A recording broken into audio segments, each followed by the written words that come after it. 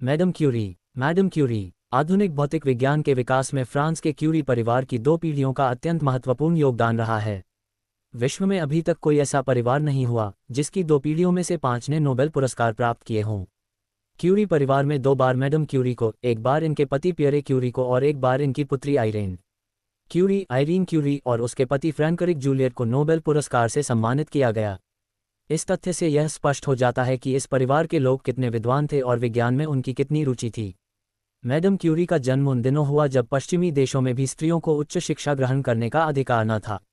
इस महिला ने भागीरथ प्रयास करके पुरुषों के समान उच्च शिक्षा ग्रहण की। इन्होंने रेडियम का आविष्कार करके इतनी ख्याति प्राप्त की जितनी शायद ही किसी और ने की हो। पोलैंड की राजधानी वारसा में जन्मी इस महिला के बचपन का नाम मैरी स्क्लोडोस्का था, परंतु बाद में पियरे क्यूरी नामक वैज्ञानिक से विवाह कर लेने के पश्चात ये मैडम क्यूरी के नाम से प्रसिद्ध हो गई। मैडम क्यूरी के माता पिता अध्यापक थे, इसलिए इनका बचपन शिक्षा के वातावरण में बीता। इन्होंने 16 वर्ष की आयु में हाई स्कूल की परीक्षा पास की, जिसमें असाधारण योग्यता प्रदर्शन करने के लिए इन्हें स्वर्ण पदक प्रदान किया गया। अब मैरी की इच्छा थी कि वह विज्ञान का विषय लेकर विश्वविद्यालय में अध्ययन करे, लेकिन महिला होने के कारण उन्हें दाखिला नहीं मिला। उन दिनों वारसा विश्वविद्यालय में उच्च शिक्षा के लिए महिलाओं के लिए दरवाजे बंद थे। उनके पिता ने उच्च शिक्षा प्राप्त करने के लिए उन्हें पेरिस भेजा। साखान विश्वविद्यालय से इन्होंने विज्ञान में स्नातकोत्तर परीक्षा में प्रथम स्थान प्राप्त किया। परीक्षा पास करने के बाद इनके एक मित्र ने इनकी भेंट प्रसिद्ध वैज्ञानिक पियरे क्यूरी से कराई। पहली मुलाकात में ही वे दोनों एक दूसरे से बहुत प्रभावित हुए। दोनों में गहरी मित्रता हो गई और बाद में दोनों विवाह के बंधन में बंध गए।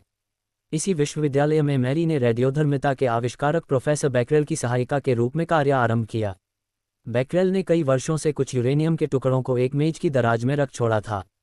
एक दिन मैरी ने उनमें से कुछ टुकड़े निकाले और उनका उपयोग फोटोप्लेटों को तोलने के लिए किया। जब इन प्लेटों को विकसित किया तो इन पर विचित्र सा जाल फैला दिखाई दिया। मैरी को संदेह हुआ कि निश्चय ही यूरेनियम में से कुछ ऐसी किरणें निकली हैं जिन्होंने इन प्लेटों पर यह जाल सा बिछा दिया है। इन किरणों के रहस्यमय स्रोत को खोज निकालने का दृढ़ निश्चय करके मैरी ने प्रोफेसर बैकरेल की सहायिका के रूप में अपने पद से त्यागपत्र दे दिया।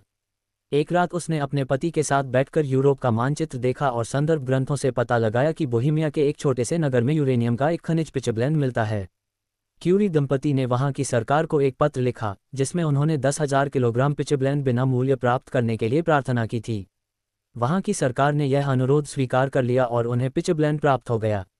अपनी प्रयोगशाला में महीनों तक वे दोनों पति पत्नी बड़ी बाल्टियों में पिचब्लेंड डालकर और उसमें पानी मिलाकर बड़े बड़े बांसों से चलाते रहने का घोर परिश्रम करते रहे। उनकी प्रयोगशाला पर पक्की छत न थी, केवल एक टूटा हुआ छप्पर था जिसमें से बरसात का पानी टपकता रहता था। इन दोनों ने इन सब कठिनाइयों के बावजूद भी अपना अनुसंधान कार्य जारी रखा। नवंबर 1898 की एक रात को पिचब्लेंड से प्राप्त पदार्थ को उन्होंने एक परखनली में रख छोड़ा था। कुछ देर सोने के बाद जब उन्होंने अपनी प्रयोगशाला का दरवाजा खोला तो देखा कि अंधेरे कमरे में एक कोने से उनकी उस परखनली से हल्का नीला सा रहस्यमय प्रकाश निकल रहा है। मैरी ने खुशी से पियरे का हाथ दबाया। जैसे ही उन्होंने मोमबत्ती जलाई, प्रकाश की वह चमक लुप्त हो गई। उन्होंने इस तत्व का नाम रेडियम रखा।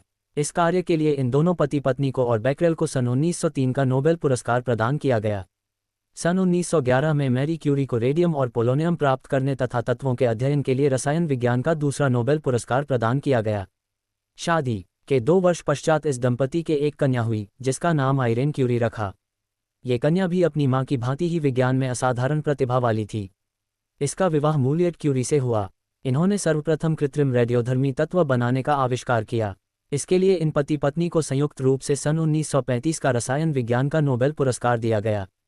रेडियम के आविष्कार के लिए पियरे क्यूरी और मैडम क्यूरी को दिया गया पदक। सन 1906 में इनके पति पियरे क्यूरी की सड़क पार करते हुए मोटर दुर्घटना से मृत्यु हो गई। इससे मैडम क्यूरी को बहुत बड़ा आघात पहुंचा। मैडम क्यूरी ने पेरिस में क्यूरी इंस्टीट्यूट ऑफ रेडियम की स्थापना की।